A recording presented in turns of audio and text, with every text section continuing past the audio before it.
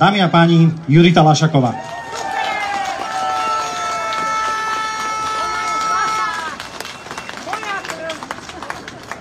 Janko, ďakujem za krásny úvod. Ako vystupovať po Lubošovi, teda zdravím vás všetkých, je vidno, že som nervózna.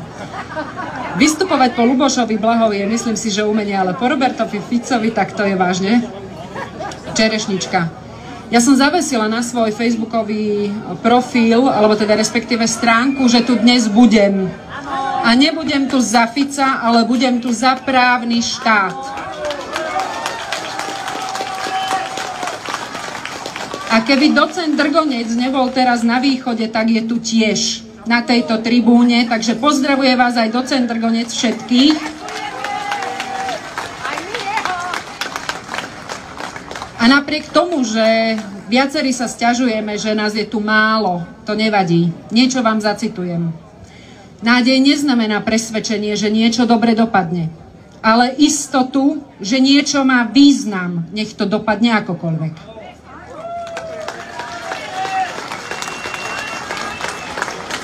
A tento odkaz by som poslala veľmi rada do prezidentského paláca, pretože toto sú slová idola Václava Havla.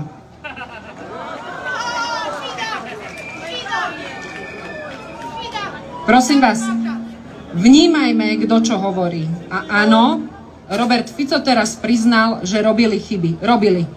Kto ich nerobí? Ale urobiť za 12 rokov chyby a robiť ich nepretržite v kuse 2 roky, jednu po druhej, tak toto je umenie, ktoré súčasná vládna koalícia uviedla do absolútneho vrcholu neschopnosti.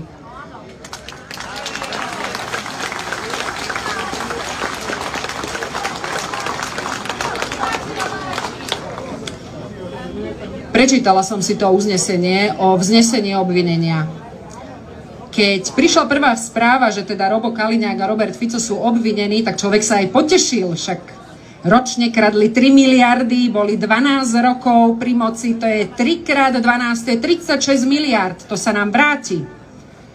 Keď som si prečítala, že Robert Fico a Robert Kaliňák a Tibor Gašpar a Norbert Bodor sú obvinení, a ako dôkazné prostriedky sú tam uvedené tlačovky Roberta Fica, jeho vyjadrenia o tom, ako Igor Matovič a ako Andrej Kiska sú chudáci, ako sú tam použité nelegálne získané dôkazy, tak ja vám garantujem, že to, čo sme hovorili 2020, že umiera právny štát, tak toto je naozaj posledná kvapka.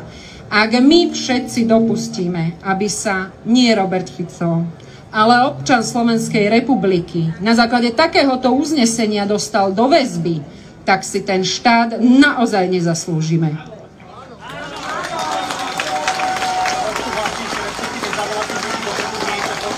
Aha.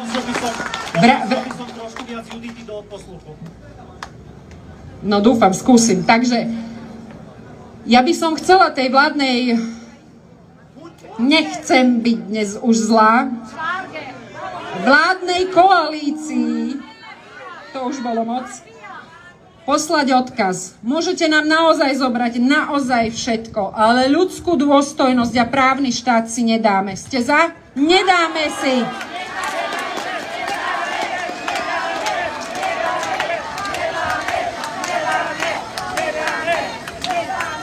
Držme si vzájomne palce, pretože teraz sa naozaj hrá o našu štátnosť a ako Robert Fico povedal, 2023 budeme oslavovať 30 rokov. Ak ešte Slovenská republika bude. Buďme bdelí, aj čo sa zajtrajška týka, viac k tomu nedodám. Sledujte to a hlavne majte trpezlivosť, lebo raz to praskne, ale vtedy to praskne veľmi. Pozdravujem vás, ďakujem, držte sa a držme si spoločne palce.